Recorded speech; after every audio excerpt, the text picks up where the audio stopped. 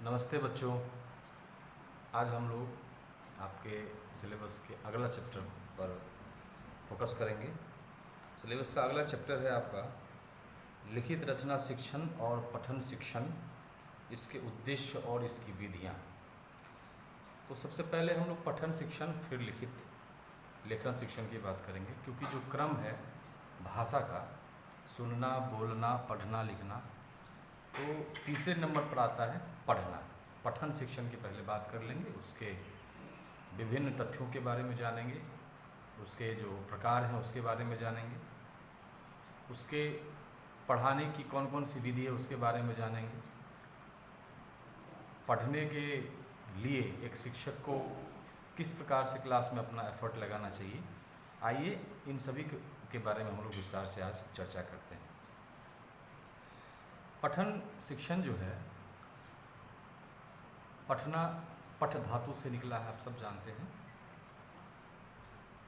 वाचन शब्द जो है, वाचन शब्द भी संस्कृत के वाक धातु से निकला है, जिसका अर्थ होता है शब्द, वाणी या कथन। अब ये जो पठन और वाचन है एक ही चीज़ है, पढ़ना और वाचन। वाचन का मतलब बोलना होता है, साधारणतः हम बातचीत करते हैं, बोलते हैं, उस अर्थ में हम वाचन को लेते हैं। लेकिन पढ़ना का मतलब यह होता है लिखे हुए या छपे हुए शब्दों को पढ़ना, और उसको हम पढ़ना कहते हैं। वैसे कहा जाता है कि वाचन और पठन जो है दोनों एक दूसरे का पर्यायवाची है, लेकिन पढ़ना जो है वो सामान्य अर्थों में ज्ञान अर्जन करने के लिए प्रयुक्त में आता है, प्रयुक्त किया जाता है। वाचन की जो प्रक्रिया है वह उसका संबंध केवल लिखित सामग्री को पढ़ने से नहीं है, बाकी और अन्य भी आप बातचीत कर सकते हैं, किसी के साथ डिस्कस कर सकते हैं। लेकिन पढ़ना जो है वह क्रिया है जिसमें हमें जो लिपि है, जो अक्षर है, जो प्रतीक ध्वनियाँ हैं, उनको हम पढ़ते हैं, उनको समझते हैं, और उसके साथ हम डायरेक्टली जो है प्रत्यक्षीकरण करते हैं। प्रत्यक्षीकरण से तात्पर्य यहाँ ये है कि हम उसके अर्थ को ग्रहण करते हैं, उसके भाव को समझने की चेष्टा करते हैं। लिखा हुआ शब्द क्या हमें कह रहा है, उसका क्या मीनिंग है, उन सब चीज़ों के बारे में जानना जो है वो प्रत्यक्षीकरण है। तो इस आधार पर यदि हम देखें तो हम कह सकते हैं कि ध्वनियों के प्रतीक लिपिबद्ध शब्दों को पढ़कर अर्थ ग्रहण करने की प्रक्रिया को हम वाचन कहते हैं। एक साधारण सा मीनिंग है ये। वैसे कहा जाता है कि लिखे हुए या छपे हुए शब्दों का उच्चारण करना वाचन कहलाता है या पठन कहलाता है, लेकिन यह जो परिभाषा है, यह जो मीनिंग है, ये संकुचित अर्थ है। केवल पढ़ देना या केवल वाचन कर देना ही पठन नहीं कहलाता। पठन हम उस क्रिया को कहेंगे जिसमें हम पढ़ने के साथ साथ लिखी हुई या छपी हुई सामग्रियों के अर्थ को समझें, उसके अर्थ के बारे में जानें। वास्तव में पढ़ना वही है। और पढ़ने के बारे में कहा गया है कि यह एक उद्देश्यपूर्ण और सार्थक क्रिया है। हम जब पढ़ते हैं तो कोई ना कोई उद्देश्य को लेकर के पढ़ते हैं। जब आप किताब को लेकर के बैठते हैं और उसका पठन करते हैं, उच्चारण करते हैं, बोलते हैं, तो इससे कहीं ना कहीं आपको अपने उद्देश्यों की पूर्ति हो रही होती है। उद्देश्य क्या है? ज्ञान में वृद्धि करना, ज्ञान अर्जन करना। तो हम पढ़ते हैं किसी न किसी उद्देश्य को लेकर के, साथ ही साथ पढ़ने के साथ साथ चिंतन करते हैं। वृद्धि ज्ञान के अर्जन में हम लोग चिंतन की प्रक्रिया भी साथ में शामिल होती है, तो हम साथ साथ वो करते रहते हैं। उसी प्रकार से कहा गया है कि पढ़ना जो है, पढ़ने के बारे में एक बहुत अच्छा सा स्टेटमेंट दिया गया है डॉक्टर श्रीधरनाथ चतुर्वेदी। वो कहते हैं कि पढ़ना एक कला है, यह ज्ञान अर्जन की कुंजी है। देखिए कितनी अच्छी बात कही है, यह ज्ञान अर्जन की कुंजी है ना। पढ़ना मनुष्य को जटिल से जटिल विषय को समझने में सहायता प्रदान कर सकता है। मनुष्य पढ़े हुए अंश का सार बोल करके या उसको लिख करके व्यक्त कर सकता है। सुवाचन के बिना या पठन के बिना न तो कोई अच्छा वक्ता ही बन सकता है और न ही कोई अच्छा लेखक बन सकता है। पढ़ना मृत्यु पर्यंत मनुष्य का साथी है, मतलब फ्रेंड है, मित्र है। कैसे? वो बड़े अच्छे से इसका वर्णन किया है। कहते हैं कि आप अकेले घर में बैठे हैं, जैसे अभी लॉकडाउन का पीरियड चल रहा है, तो इससे बेहतर पीरियड तो हो ही नहीं सकता या अवसर हो ही नहीं सकता। किताबों की झड़ी लगा दीजिए, किताबों को पढ़ते रहिए, ज्ञान में वृद्धि करते रहिए। तो आप अकेले यदि घर में हैं तो पढ़ने से अपने ज्ञान में वृद्धि कर सकते हैं। ट्रेन में सफ़र कर रहे हैं या बस में सफ़र कर रहे हैं या बीमार पड़े हुए हैं, तो वहाँ पर में आप किताबों को पढ़ करके पढ़ने का मज़ा लीजिए। साथ ही साथ पढ़ना जो है मनोरंजन भी करता है। जब हम बहुत पत्र पत्रिकाओं को पढ़ते हैं, कहानी को पढ़ते हैं, उपन्यासों को पढ़ते हैं, तो हमें इससे हमारा मनोरंजन भी होता है। इसी प्रकार से कहा गया है कि यदि किसी व्यक्तित्व का वाचन यानी जो बोलता है आकर्षक और मधुर है, तो वह दूसरों को पुस्तक या गद्यांश पढ़कर प्रभावित कर सकता है। सभा हो या सोसाइटी हो, उसमें भाषण या अभिनंदन पत्र पढ़कर सुनाने के लिए भी पठन कला में निपुण होना आवश्यक है। शादी विवाह होता है तो हम लोग अभिनंदन पत्र पढ़ते हैं ना, तो सब लोग नहीं पढ़ पाते क्योंकि सब में वो कला नहीं है। पढ़ेंगे तो किस भाव के साथ पढ़ेंगे, किस एक्सप्रेशन के साथ पढ़ेंगे, वो भी तो आनी चाहिए। तो इस प्रकार से जो है पढ़ना एक उद्देश्यपूर्ण प्रक्रिया है। पढ़ने के बारे में बहुत वर्णन किया गया है। यह व्यक्ति की निजी निधि होती है, संपत्ति की बात हुई। पढ़ना व्यक्ति की निजी संपत्ति है, उस पर किसी का कोई अधिकार नहीं होता।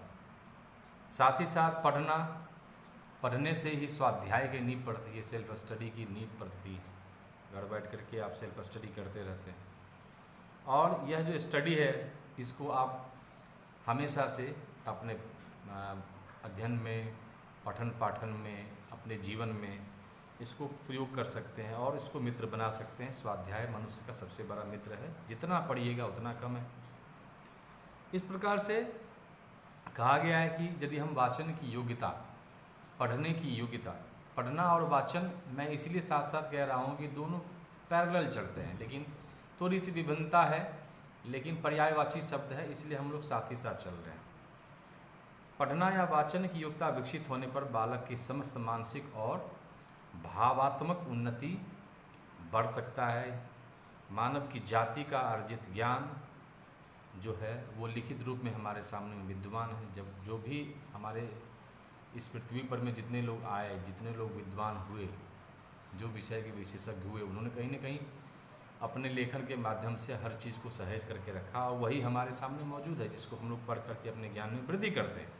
और यही वजह है कि हर शिक्षण संस्थान में लाइब्रेरी आपको मिलता है, पुस्तकालय मिलता है, जहाँ अनेक प्रकार की पुस्तकों के माध्यम से आप लोग सीखते हैं, पढ़ते हैं और अपना ज्ञान अर्जन करते हैं।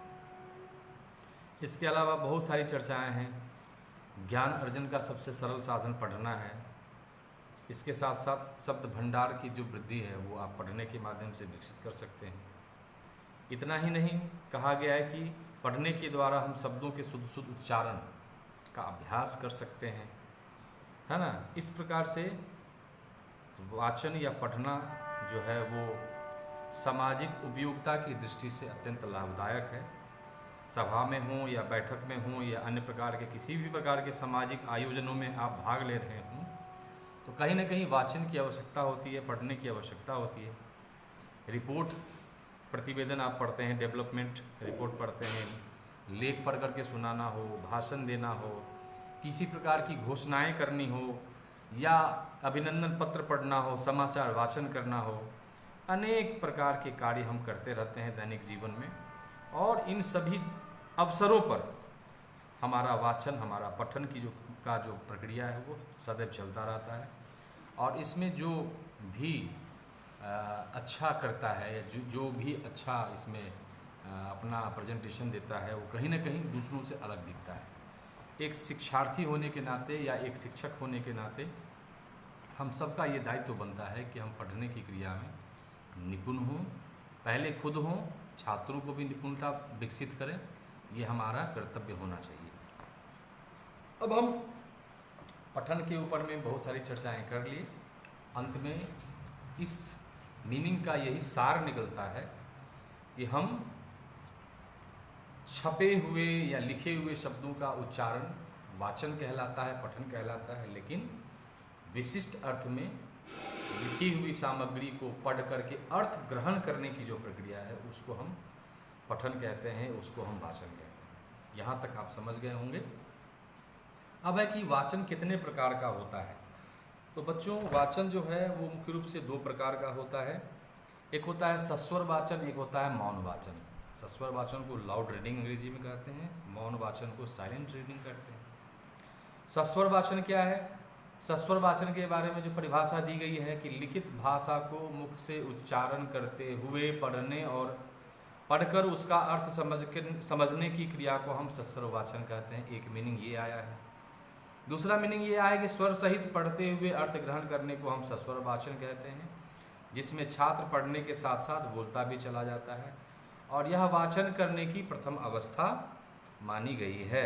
सस्वर वाचन के बारे में ये चीज़ वर्णन आया है।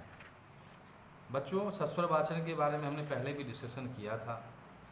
वाचन की जो पहली अवस्था है, या यूँ कह सकते हैं पढ़ने की जो पहली अवस्था है, पढ़ना का जो पहला प्रकार है वो है सस्वर वाचन करना। पढ़े हुए लिखे हुए शब्दों को पढ़ना, उसके अर्थ को ग्रहण करना। कभी हम सिंपल वे में पढ़ते हैं, कभी हम स्वर के साथ पढ़ते हैं। तो ये एक जो क्रिया है, ये जो प्रोसेस है, इस प्रोसेस को सस्वर वाचन कहा गया है। याद रखिएगा, यह सीखने की पहली सीढ़ी है, पढ़ने की पहली सीढ़ी कही गई है, पहली अवस्था कही गई है। तो सस्वर वाचन लाउड रीडिंग है, और इस अवस्था में मुख्य रूप से 4 प्रोसेस होते हैं।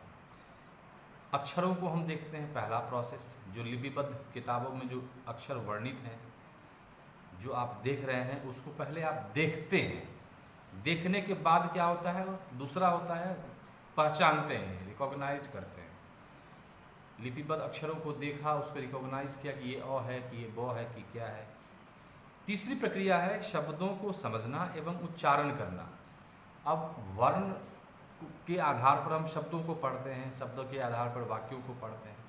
तो इन सब चीज़ों को पढ़ते हैं और फिर उसका उच्चारण करते हैं। पढ़ते ही नहीं हैं बल्कि उसका उच्चारण भी करते हैं और साथ साथ उसके अर्थ को भी ग्रहण करते हैं। ये तीसरी प्रक्रिया हो गई। और चौथी प्रक्रिया है कि उसके अर्थ को विभिन्न प्रकार से समझने की योग्यता विकसित करना। सेंटेंस जो है या शब्द जो है उसको और डेप्थ में समझना और उसके बारे में विश्लेषण करना और उसके बारे में जानकारी प्राप्त करना। ये ज़रूरी तो नहीं है कि एक सेंटेंस कोई एक ही भाव प्रकट करेगा, वो कई भाव प्रकट कर सकता है। यदि सिंपल सरल शब्द में यदि हम कहें, स्वतंत्र रूप से यदि किसी सेंटेंस को हम पढ़ते हैं तो हो सकता है कि वह एक ही भावों को व्यक्त करता हो, लेकिन यदि हम उसी को पैराग्राफ में पढ़ें या अनुच्छेदों में पढ़ें, कई अनुच्छेदों में पढ़ें, तो बहुत सारे अर्थों को वो हमारे तक पहुंचाता है। तो ये 4 प्रोसेस है। उन 4 प्रोसेस के आधार पर में सस्वर वाचन की जो क्रिया है वो आगे बढ़ती है। दूसरा है मौन वाचन। अच्छा, सस्वर वाचन के भी 2 प्रकार हैं, व्यक्तिगत सस्वर वाचन और सामूहिक सस्वर वाचन। व्यक्तिगत से आप जान ही रहे, इंडिविजुअली एक विद्यार्थी से आप सस्वर वाचन करा सकते हैं या एक व्यक्ति खड़े होकर के सस्वर वाचन कर सकता है। तो इस प्रकार के वाचन को हम व्यक्तिगत सस्वर वाचन कहेंगे। और वही सामूहिक वाचन वह जिसमें एक समय में कई व्यक्ति एक साथ स्वर के साथ वाचन करें और अर्थों को ग्रहण करें, तो वो सामूहिक सस्वर वाचन होता है। क्लासरूम में आप जानते ही होंगे, कभी कभी हम सिंगल छात्रों को उठा करके वाचन करवाते हैं और कभी कभी जो है हम सामूहिक रूप से भी जो है सामूहिक वाचन जो है खासतौर पर कविता में आप देखते होंगे, सामूहिक रूप से बच्चों को कलेक्टिवली हम लोग कहते हैं कि आप लोग एक साथ वाचन करो। तो इस प्रकार से व्यक्तिगत वाचन और सामूहिक वाचन जो है, व्यक्तिगत सस्वर वाचन और सामूहिक सस्वर वाचन, ये 2 प्रकार हैं सस्वर वाचन के। अब है कि सस्वर वाचन में यदि हम कक्षा शिक्षण की दृष्टि से देखें सस्वर वाचन को यदि हम कक्षा शिक्षण की दृष्टि से देखें तो वहाँ उसके 3 प्रकार बताए गए हैं: आदर्श वाचन, अनुकरण वाचन और समवेत पठन। समवेत पठन। अब आदर्श वाचन, जैसा कि मैंने पहले भी कहा है कि आदर्श वाचन शिक्षक के द्वारा किया जाता है। जब शिक्षक गद्य या पद्य के गद्यांशों को पढ़ते हैं या पद्यांशों को पढ़ते हैं और सस्वर वाचन कर रहे होते हैं, तो शिक्षक के द्वारा जो किया गया सस्वर वाचन है वो आदर्श वाचन कहलाता है। आदर्श वाचन इसीलिए क्योंकि वह शिक्षक के द्वारा प्रस्तुत किया जाता है और शिक्षक उसे उचित अवस्था में खड़े होकर के उचित ढंग से, उचित हाव भाव के साथ, उचित आरोह अवरोह, उचित गति के साथ पढ़ता है। तो अपने आप में वो एक आदर्श उपस्थित करता है कि इस प्रकार से पढ़ना चाहिए। तो शिक्षक के द्वारा गद्यांश पढ़ा गया हो चाहे पद्यांश पढ़ा गया हो, यानी गद्य के अनुच्छेद पढ़े गए हों या पद्य की आवृत्तियों को पढ़े गए हों, शिक्षक जब भी सस्वर वाचन करेंगे व्यक्तिगत रूप से तो वह आदर्श वाचन कहलाएगा। आदर्श वाचन के बाद जस्ट अनुकरण वाचन होता है। शिक्षक को चाहिए कि गद्यांश या पद्यांश को पढ़ने के बाद छात्रों से भी अनुकरण वाचन करवाए। जिस प्रकार से शिक्षक ने पढ़ा है ठीक उसी प्रकार से छात्रों से भी आप कुछ कतिपय छात्रों से कुछ छात्रों को कक्षा कक्ष में खड़े होकर के बोलिए कि आप पढ़िए जो मैंने पढ़ा है। खासतौर पर उन छात्रों को ज़्यादा जो पढ़ने से कतराते हैं या लजाते हैं, शर्माते हैं, उन लोगों को ज़्यादा मौका दीजिए। ये दूसरा, इसको हम अनुकरण वाचन कहेंगे। तीसरा है समवेत पठन। जब एक साथ 2 या 2 से अधिक बच्चा एक साथ मौखिक पाठ करता है तो इससे क्या होता है कि बच्चों में जो झिझकता है, जो हेजिटेशन है, वो दूर होता है।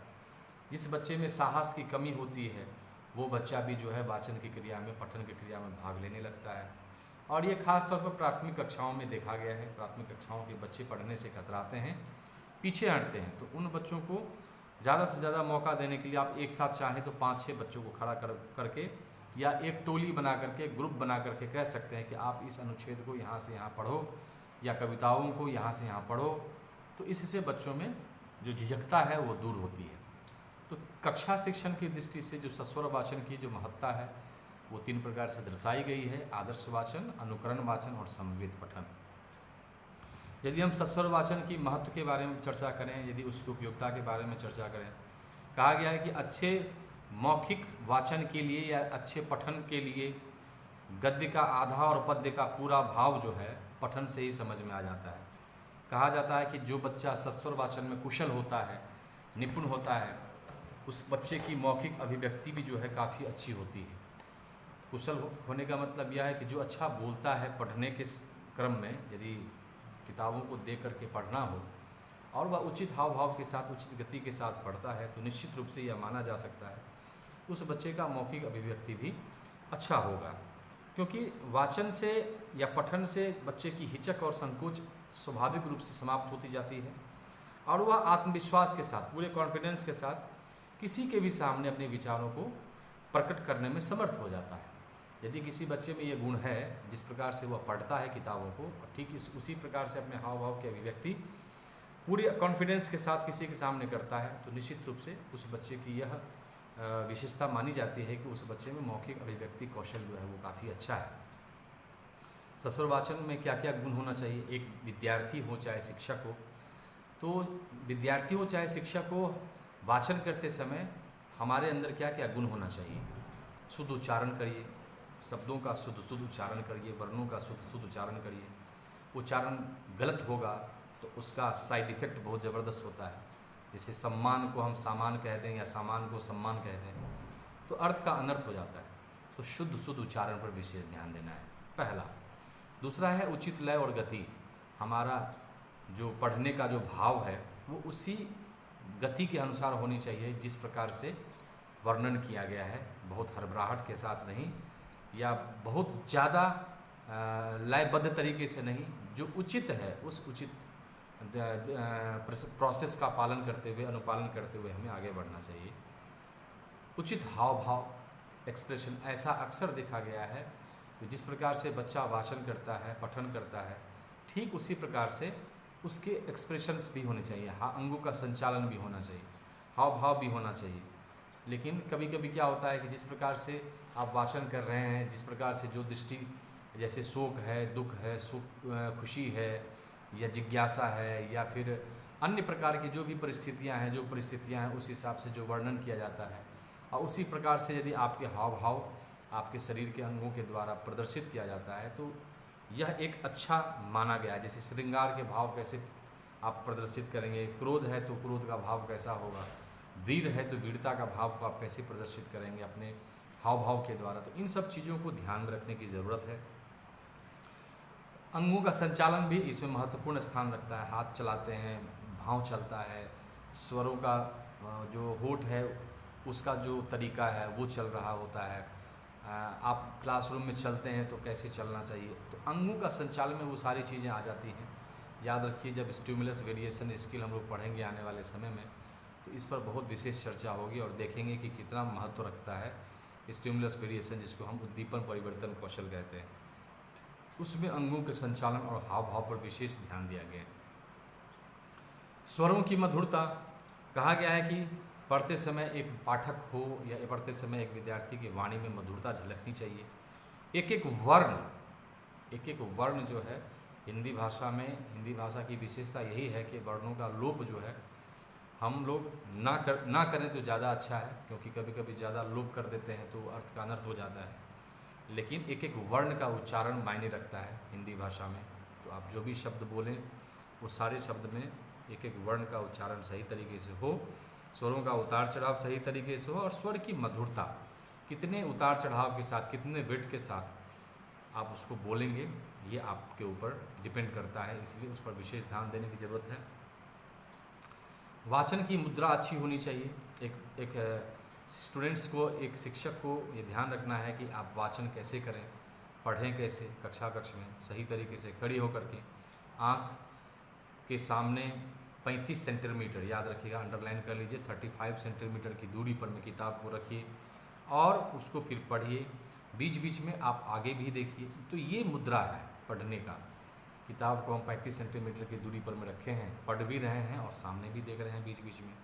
तो ये वाचन का तरीका है। नेचुरलिटी, मौलिकता, स्वाभाविकता होनी चाहिए। निश्चित रूप से पढ़ते समय पाठक को आर्टिफिशियल स्वर का प्रयोग नहीं करना चाहिए, कृत्रिम स्वर का प्रयोग नहीं करना चाहिए, बल्कि अपने स्वाभाविक स्वर का प्रयोग करना चाहिए। जो उसके भगवान ने कंठ में जो भी स्वर दिया है उन सारे स्वरों का प्रयोग करते हुए, उन स्वाभाविकताओं को ध्यान में रखते हुए, उस नेचुरलिटी को ध्यान में रखते हुए आप अपने सारे चीज़ों को स्पष्ट करिए। तो ये 6-7 पॉइंट जो है, जैसे शुद्ध उच्चारण, उचित लय एवं गति, उचित हाव भाव, अंग संचालन, स्वर की मधुरता, उचित वाचन की मुद्राएं, स्वाभाविकता, ये सब जो है सस्वर वाचन के गुण बताए गए हैं और इन गुणों को अपनाना बेहद ज़रूरी है शिक्षण की दृष्टि से, एक शिक्षक के लिए भी और एक छात्र के लिए भी।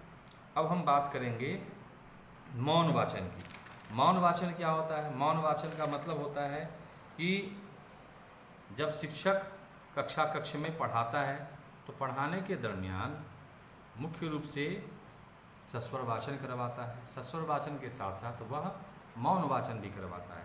तो मौन का मतलब होता है मुख को बंद करके, होठ को एक दूसरे के साथ टकराते हुए, बिना किसी ध्वनि के उच्चारण के, शांत भाव से जब हम पढ़ते हैं छपी हुई या लिखी हुई सामग्री को, तो उसको हम मौन वाचन कहते हैं। मौन वाचन के बारे में कहा जाता है कि सस्वर वाचन का जब अभ्यास हम करा लेते हैं तो साथ साथ मौन वाचन का भी हमें अभ्यास करा लेना चाहिए, क्योंकि जीवन में ऐसे बहुत सारे अवसर आते हैं जहाँ पर सस्वर वाचन की उपयोगिता नहीं रह जाती।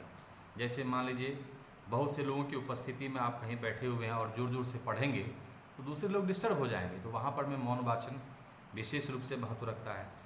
रास्ते में आप जाते हैं, सफ़र करते हैं, रेलवे में जाते हैं, ट्रेन में जाते हैं, बस में जाते हैं और किताब लेके यदि मान लीजिए आप पढ़ रहे हैं और ज़ोर ज़ोर से उच्चारण के साथ पढ़ रहे हैं तो दूसरा व्यक्ति आपको पागल कहेगा या कहेगा कि आप चुपचाप पढ़िए। तो मौन वाचन की भी अपनी एक महत्ता है, अपनी एक उपयोगिता है। आप लाइब्रेरी में जब जाते हैं तो लाइब्रेरी में निश्चित रूप से ज़ोर ज़ोर से उच्चारण करके नहीं पढ़ना चाहिए, क्योंकि वहाँ बहुत सारे बच्चे रहते हैं, डिस्टर्ब हो जाते हैं। तो लाइब्रेरी में भी आप मौन वाचन का सहारा लेकर के किताबों को पढ़ सकते हैं।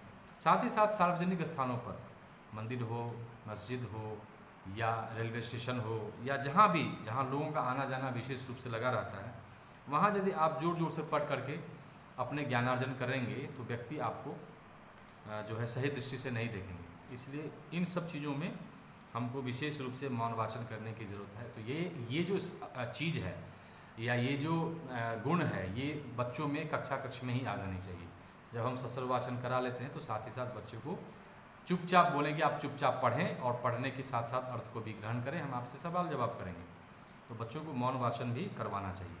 याद रखिए, पद्य शिक्षण में यानी कविता शिक्षण में मौन वाचन नहीं होता है, क्योंकि कविता शिक्षण में भाव को समझने की ज़्यादा बात हुई है। तो उन सब चीज़ों को, सौंदर्य को समझने की ज़्यादा बात हुई, तो सौंदर्य हो या भाव हो, उन सब चीज़ों को हम बोल करके ज़्यादा अच्छे तरीके से एक्सप्रेस कर पाते हैं। तो इसका मौन वाचन का प्रयोग खासतौर पर गद्य शिक्षण में हुआ है, या गद्य शिक्षण की बहुत सारी विधाओं में हुआ है। मौन वाचन में कहा गया है, जैसे मान लीजिए आप कहीं जा रहे हैं और जैसे परीक्षा होने वाली है, तो परीक्षा स्थल से बाहर यदि आप बैठे हुए हैं, बहुत सारे लोग देखते होंगे भीड़ जमा रहती है, सब लोग जो है मौन वाचन करके पढ़ रहे होते हैं, तो वहाँ भी मौन वाचन का काफ़ी महत्व है। वहीं मान लीजिए आप जोर जोर से पढ़ने लगें तो लोग आपको देख करके हंसेंगे। तो ये सब चीज़ ध्यान रखने की ज़रूरत है। मौन वाचन में बच्चे का नेत्र और बच्चे का जो मस्तिष्क होता है वो काफ़ी सक्रिय रहता है। उच्चारण अवयव जो है, क्योंकि हम बोलते नहीं हैं तो हमारा जो मुख का अवयव है वो सक्रिय नहीं होता, तो इसलिए उच्चारण जो नहीं किया जाता है। और मौन वाचन के सहारे हम बहुत देर तक पढ़ सकते हैं, क्योंकि हम जब बोलते हैं तो थकावट भी होती है। मौन वाचन में तो मौन होकर के पढ़ना है, तो थकावट होती नहीं है, तो हम ज़्यादा से ज़्यादा पढ़ सकते हैं, बहुत देर तक पढ़ सकते हैं। और मौन वाचन में पढ़ने की गति भी काफ़ी अधिक हो जाती है। हम उच्चारण के साथ यदि पढ़ें किसी लिखी हुई सामग्री को या छपी हुई सामग्री को, तो हमें शब्दों का उच्चारण ध्यान देना होगा, उसके भाव उतार चढ़ाव को ध्यान में रखना पड़ेगा, या उसकी गति को ध्यान में रखना पड़ेगा। लेकिन मौन वाचन में इन सब चीज़ों का कोई महत्व है नहीं। मौन वाचन में आप जितना जल्दी हो, जितना स्पीड में आप पढ़ें, कोई देखता तो है नहीं, इसलिए उसमें ज़्यादा तेज़ से आप पढ़ सकते हैं, गति बना करके पढ़ सकते हैं और कम समय में अधिक चीज़ों को पढ़ सकते हैं। इसमें कहा गया है कि मौन वाचन के समय पाठक काफ़ी एकाग्रचित्त होकर के उसको करना चाहिए। मौन वाचन का ये मतलब नहीं है कि हम जितना जल्दी हो पढ़ ले, लेकिन कुछ समझ में नहीं आया। पढ़ना भी है, लेकिन कंसंट्रेशन बना के पढ़ना है, ताकि हम ज्ञान को ज़्यादा से ज़्यादा अर्जित कर सकें। यह विशेष रूप से ध्यान देने की ज़रूरत है। अवकाश के समय में या खाली समय में जब भी आप बैठें, निश्चित रूप से किताब लेके बैठ जाइए, मौन वाचन करिए, मौन रूप से जो है पढ़िए किताबों को, काफ़ी आपको फ़ायदा होगा। और हमें स्वाध्याय की आदत जब विकसित हम करते हैं, तो छोटे छोटे बच्चे तो जोर जोर से पढ़ कर जो है अपने ज्ञान को वृद्धि करते हैं या ज्ञानार्जन करते हैं, लेकिन जब हम बड़े हो जाते हैं तो हमें पढ़ने की ज़्यादा आवश्यकता होती नहीं है, हम बिल्कुल मौन होकर के ही अपने ज्ञान में वृद्धि करते हैं, सेल्फ स्टडी करते हैं। तो मौन वाचन का विशेष महत्व जो है वो है। मौन वाचन के बारे में बहुत सारी चीज़ें हैं। इसका उद्देश्य है कि तीव्र गति से पढ़ने का अभ्यास करना, हाँ, इसके अलावा है अवकाश के समय का सदुपयोग करना, स्वाध्याय की आदत विकसित करना, वाचन में रुचि जागृत करना, बहुत सारी चीज़ें हैं मौन वाचन के लिए।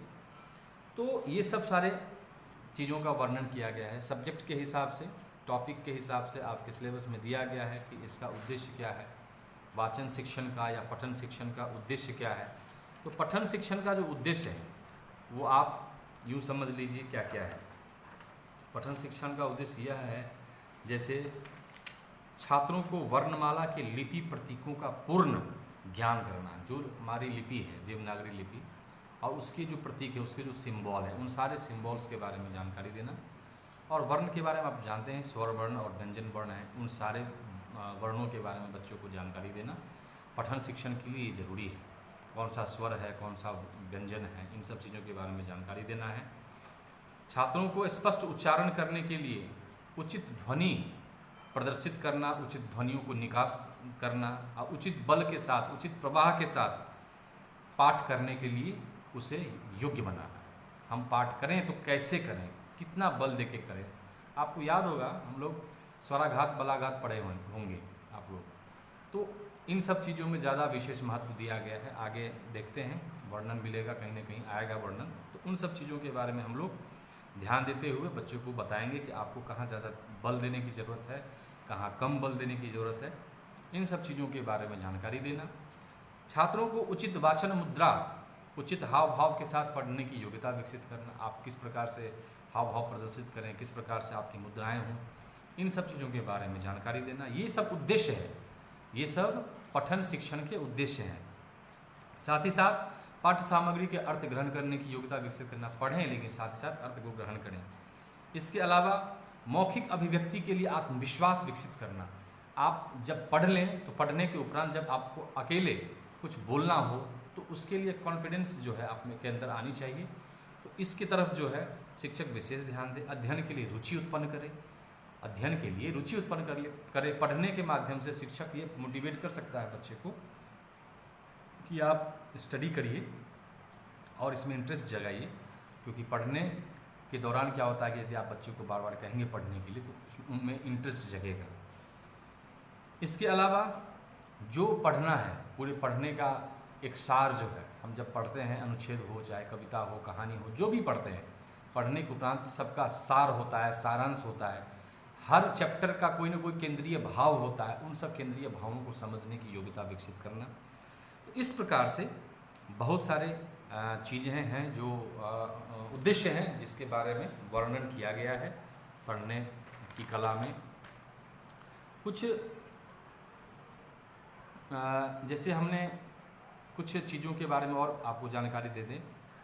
पढ़ने के दरमियान हमें कुछ और तत्वों को ध्यान में रखने की ज़रूरत है। जैसे अक्षर अवस्थान होता है, आर्टिकुलेशन आप पढ़े होंगे, अक्षरावस्थान। प्रत्येक अक्षर का उच्चारण मुख के जिस स्थान से होना चाहिए वहाँ से किया जाए।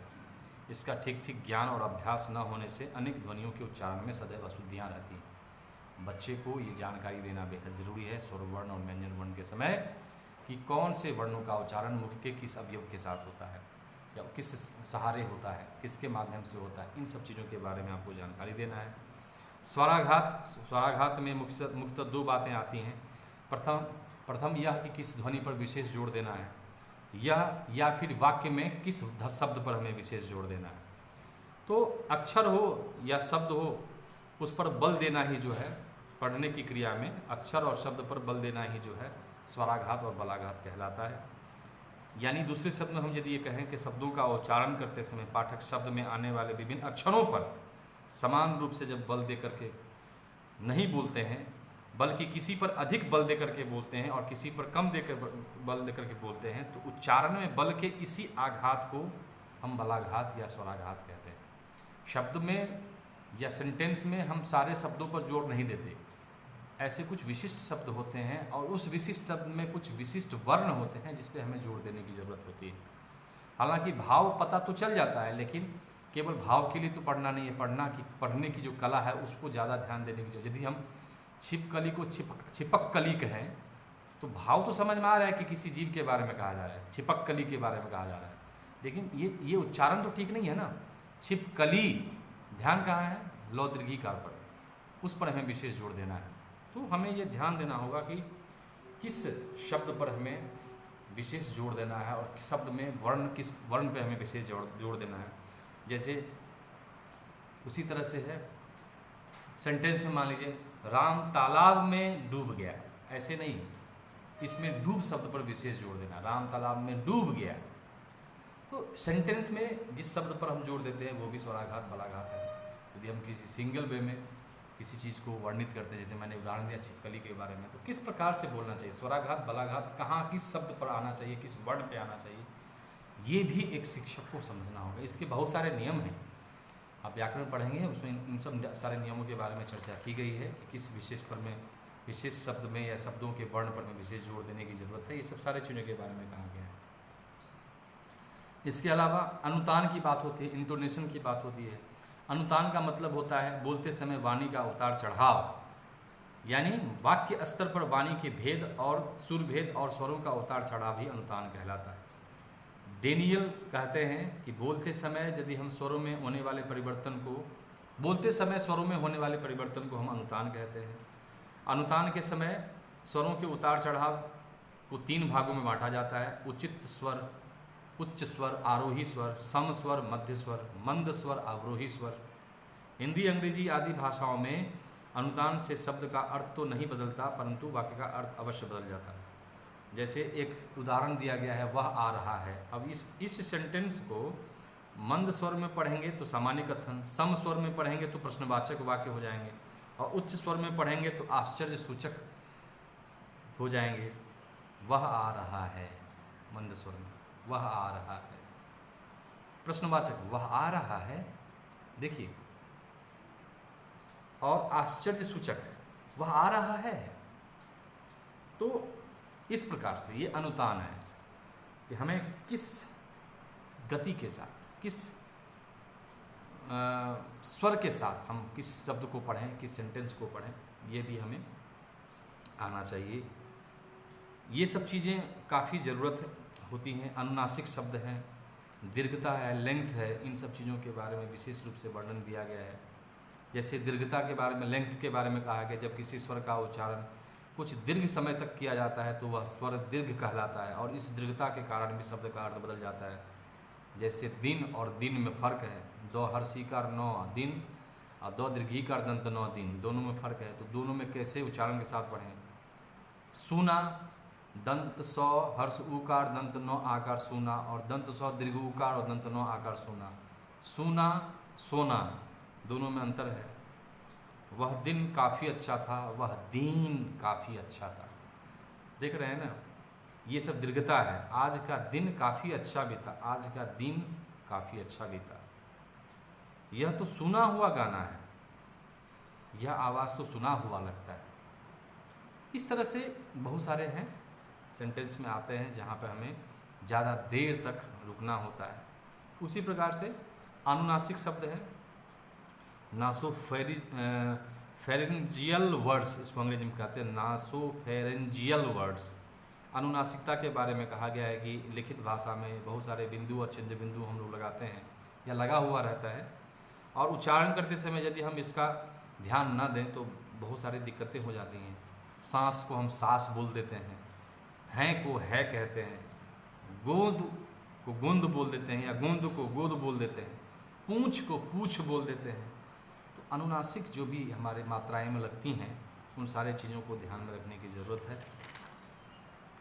गति, मोशन के बारे में बात हुई है कि किस मोशन से हम पढ़ें, किस गति के साथ पढ़ें। तो इस प्रकार से जो है बहुत सारे तत्व हैं, बहुत सारे एस्पेक्ट्स हैं जिसको ध्यान में रखने की ज़रूरत है पढ़ते समय।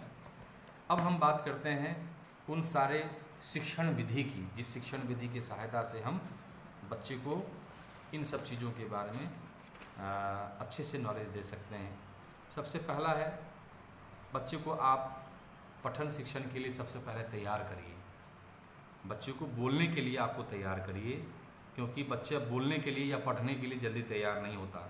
यदि आप किताब दे देंगे और कहेंगे इसको पढ़ने के लिए पढ़ो, तो ऐसे नहीं तैयार हो। बच्चों को मोटिवेट करना पड़ेगा। उसको मोटिवेट करने के लिए सबसे पहले वर्णों के बारे में सबसे अच्छी जानकारी देनी होगी। सबसे पहले रंग बिरंगे चित्र, कहानी, कविता आदि के माध्यम से बच्चों को पढ़ने की रुचि विकसित करनी पड़ेगी। तब बच्चे के मन में पढ़ने के प्रति भाव उत्पन्न होगा कि हाँ, हमें पढ़ना चाहिए। पढ़ने के साथ साथ अक्षर ज्ञान कराना, जितने भी प्रकार के स्वर वर्ण और व्यंजन वर्ण हैं, सारे वर्णों के बारे में जानकारी देना। अब है कि अक्षर ज्ञान कराने के लिए हमें कौन कौन सी विधि का इस्तेमाल करना चाहिए, क्योंकि यह आपको जानना जरूरी है। वर्णोच्चारण विधि, इस विधि में पहला विधि है, जब हम बच्चे को पठन शिक्षण कराएंगे, पढ़वाएंगे उनसे या पढ़ने के लिए बोलेंगे, तो हमें क्या क्या ध्यान रखने की ज़रूरत है, कौन कौन से मेथड्स को ध्यान रखना है। वर्णोच्चारण विधि पहला, लेटर रिसाइटेशन मेथड। इसमें क्या होता है कि शिक्षक एक एक वर्ण को श्यामपट्ट पर लिखकर उसका उच्चारण करता है, और श्यामपट्ट पर लिखी हुई पाठ्य पुस्तक में छपी हुई वर्ण की आकृति को जब छात्र देखता है और अध्यापक का वर्णन करते हुए वर्ण का उच्चारण करता है। आपने क्या किया, वर्णों को लिखा। कहाँ लिखा, ब्लैक बोर्ड पर लिखा। आप खुद उच्चारण किए, आप बच्चों से उच्चारण करवा सकते हैं, या फिर आप कह सकते हैं कि ये जो वर्ण लिखा हुआ है, ये वर्ण आपकी किताब में भी लिखा हुआ है, आप उसको देखिए और फिर उच्चारण करिए। तो पहला कि वर्णों का प्रॉपर उच्चारण करिए। स्वर वर्ण और व्यंजन वर्ण जितने आते हैं, सारे वर्णों का उच्चारण करवाइए बच्चों से, और इसके लिए काफ़ी अभ्यास की ज़रूरत है, काफ़ी, क्योंकि हर वर्ण का उच्चारण पढ़ने में आना चाहिए। हिंदी भाषा की एक विशेषता है, नहीं तो फिर गड़बड़ हो जाएगी। तो वर्णों का उच्चारण कराना सबसे पहला काम है। वर्ण से अक्षर बनते हैं। तो दूसरा मेथड होता है अक्षर बोध विधि, अल्फ़ाबेटिक मेथड। इस विधि में वर्णमाला के वर्णों का क्रमानुसार ज्ञान दिया जाता है और इसके आधार पर में पहले स्वर और फिर व्यंजन के माध्यम से विभिन्न प्रकार के मात्राओं को दर्शाया जाता है, विभिन्न प्रकार के शब्द बनाए जाते हैं और उन शब्दों के बारे में उनको जानकारी दी जाती है, उन शब्दों के बारे में उनको विशेष रूप से नॉलेज दिया जाता है। जैसे हम वर्ण के बारे में उच्चारण करवाए पहले मेथड में, अब हम वर्ण से बनने वाले शब्दों के बारे में बच्चों को उच्चारण करवाएंगे और इसके लिए हम चित्र का सहारा ले सकते हैं, पिक्चर का सहारा ले सकते हैं। तो इन सब चीज़ों को अब हम दूसरे शिक्षण विधि में कर सकते हैं। अक्षर बोध विधि है, दूसरा विधि है। शब्द का ज्ञान या अक्षर के आधार पर में शब्द का ज्ञान कराना इसके अंदर आता है। ध्वनि साम्य विधि, ध्वनि साम्य फोनेटिक मेथड कहते हैं इसको। इसमें क्या होता है कि समान ध्वनि के वर्णों को एक साथ सिखाया जाता है, जैसे राम, दाम, श्याम, काम। इस प्रकार से बहुत सारे ऐसे शब्द हैं जिसका उच्चारण करते समय हमें यह विशेष ध्यान देने की ज़रूरत है कि इसी आधार पर में ऐसे कौन कौन से या कितने शब्द हैं जिसका हम उच्चारण कर सकते हैं। आप याद कीजिए, प्रारंभिक अवस्था में छोटे छोटे बच्चों को ऐसे बहुत सारे शब्दों के बारे में जानकारी एक साथ दी जाती है ताकि बच्चे को उच्चारण करने में दिक्कत ना हो और बच्चा ये समझ जाए कि जिस प्रकार हम राम का उच्चारण कर रहे हैं उसी प्रकार से दाम का उच्चारण हो सकता है, उसी प्रकार से काम का उच्चारण हो सकता है। तो बच्चों को काफ़ी सहायता मिलेगी और इसमें रुचि भी बच्चे लेने लगेंगे। उसी प्रकार से है नर्म, मर्म, कर्म, चर्म, अनेक प्रकार के ऐसे शब्द हैं जो समानता का भाव रखते हैं उच्चारण के दृष्टिकोण से। तो इस प्रकार से हम बच्चे को इस मेथड की सहायता से, ध्वनि साम्य विधि की सहायता से हम वर्णों का उच्चारण करवा सकते हैं या शब्दों का उच्चारण करवा सकते हैं। फिर है देखो और कहो विधि, लुक एंड से मेथड, देखो और कहो विधि। इस विधि में कहा जाता है कि संबंधित वस्तु या चित्र को दिखा करके पहले शब्द का ज्ञान कराया जाता है, फिर चित्र के नीचे वस्तु का नाम लिखा होता है और चित्र परिचित होने के कारण बच्चे आसानी से शब्द से साहचर्य स्थापित कर लेते हैं और फिर इस आधार पर में बच्चे जो है उन शिक्षकों का अनुकरण करते हुए शब्दों का उच्चारण करते हैं और इस प्रकार से देखने, सुनने और उच्चारण से बच्चों के मस्तिष्क पर वह चित्र अंकित हो जाता है, शब्द अंकित हो जाता है और वह काफ़ी चीज़ों को बोलने लगता है। देखो और कहो विधि, किसी चित्र को हम टांग दिए, ये चित्र कबूतर का है, नीचे लिखा कबूतर और बच्चे को क से कबूतर का भी ज्ञान हो गया, कबूतर किसको कहते हैं वो भी ज्ञान हो गया, चित्र भी देख लिया और कबूतर का उच्चारण कैसे करना है वो भी समझ लिया, कबूतर कैसे लिखा हुआ है ये भी समझ लिया। तो इस प्रकार से बच्चे में रुचि विकसित करते हुए हम देखो और कहो विधि की सहायता से हम शब्दों का जानकारी दे सकते हैं, उच्चारण की जानकारी प्रदान कर सकते हैं। उसी प्रकार से है अगला मेथड है वाक्य विधि, सेंटेंस मेथड। वाक्य विधि क्या है? वाक्य विधि कहता है कि भाषा की इकाई वाक्य है, पहले भी बताया गया है आपको। इस विधि में चार्ट पेपर पर लिखा हुआ वाक्य, बहुत सारे वाक्य को चार्ट पेपर पर लिख करके प्रस्तुत करते हैं। पहले शिक्षक पढ़ता है, फिर छात्रों को कहा जाता है कि जैसे मैंने पढ़ा है उसी प्रकार से तुम पढ़ो और इस प्रकार से बार बार वाक्यों को पढ़ते समय बच्चे बहुत प्रकार के शब्दों से भी परिचित हो जाते हैं, उनकी शब्दावली वृद्धि हो जाती है और इस प्रकार से बहुत सारे शब्दों को अलग अलग क्रम में बच्चों को सामने रखते हैं। जैसे वह कलम मेरी है, कलम मेरी है, यह मेरी है कलम, या मेरी यह कलम नहीं है। इस प्रकार से बच्चे को आगे पीछे बहुत सारे शब्दों की जानकारी देते हुए हम उनको ये भी बता सकते हैं कि सही चीज़ क्या है, सही कैसे इस चीज़ को कर सकते हैं हम। तो अनेक सेंटेंस को हम चार्ट पेपर पर लिख लें, हम चाहें तो यहाँ सैमपट का भी सहारा ले सकते हैं, ब्लैक बोर्ड का भी सहारा ले सकते हैं। अनेक प्रकार के शब्दों को हमने लिख दिया और फिर बच्चों को कहा कि आप जो है इस चीज़ को पढ़िए। पहले अपने पढ़ लिए, फिर बच्चों को कहा पढ़ने के लिए और उसको आगे पीछे शब्दों को या वाक्यों में जो प्रयुक्त शब्द है उसके पदक्रम को हम लोगों ने चेंज कर दिया। तो बच्चे आगे पीछे भी पढ़ लिए ताकि उनको पढ़ने में कोई दिक्कत ना हो। और फिर लास्ट में ये भी समझा दिया कि जो सही क्रम है पदों का या शब्दों का जो सही क्रम है, पदक्रम हमने पहले भी बताया आपको, वो सही क्या है उनके बारे में भी जानकारी दे दी है। तो इस प्रकार से हम ये मेथड अप्लाई कर सकते हैं। फिर है कहानी विधि।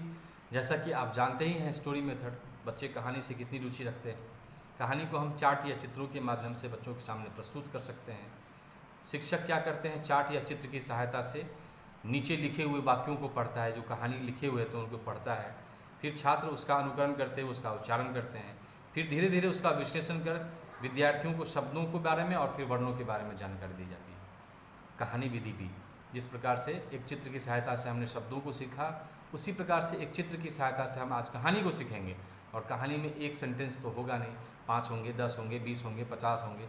तो यदि हम इतने सारे सेंटेंस को एक बार में समझेंगे, सीखेंगे, या पढ़ने का उच्चारण करेंगे, समझेंगे, उसका विश्लेषण करेंगे, शब्द भंडार में भी हमारी वृद्धि होगी और उच्चारण शुद्ध शुद्ध भी होंगे, और अनेक प्रकार की चीज़ों के बारे में हम जान सकेंगे। पढ़ने के हर विधि के बारे में हम इसमें इम्प्लीमेंट कर सकते हैं। तो कहानी विधि, ठीक उसी प्रकार से हम कविता विधि भी कर सकते हैं। अगला मेथड कविता विधि है।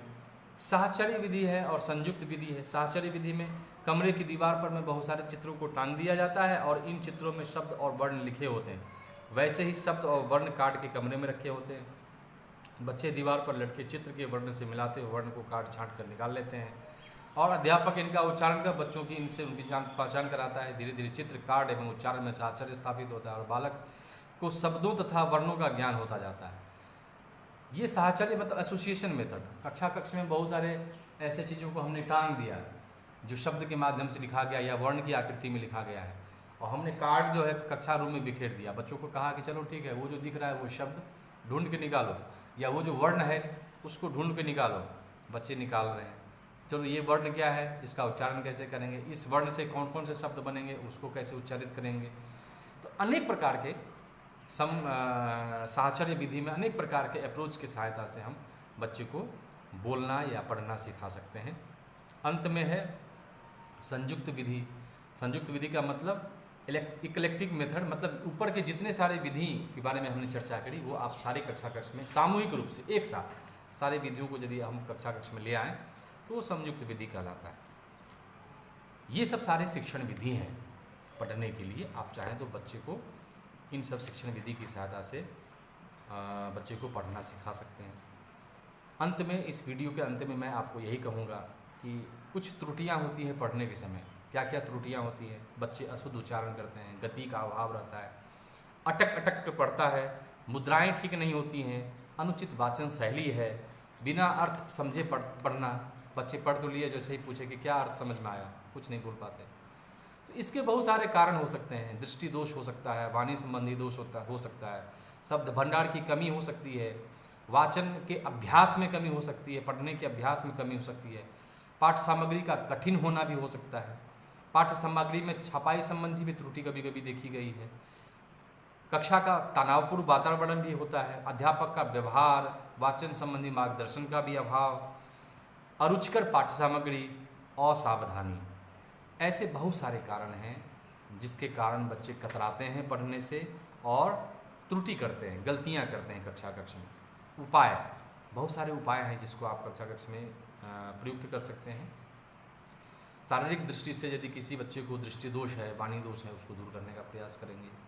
शब्द भंडार में पहले वृद्धि करवाएंगे, ध्वनियों का पूर्ण अभ्यास करवाएंगे बच्चों का, क्योंकि इसके बिना हम पढ़ना नहीं सिखा सकते। सस्वर वाचन करना सिखाएंगे, जैसे मैंने पहले ही वर्णित किया। सस्वर वाचन के बारे में विस्तार से मैंने आपको बताया। तो सस्वर वाचन के सारे तथ्यों को ध्यान में रखते हुए बच्चों को प्रैक्टिस करवाएंगे।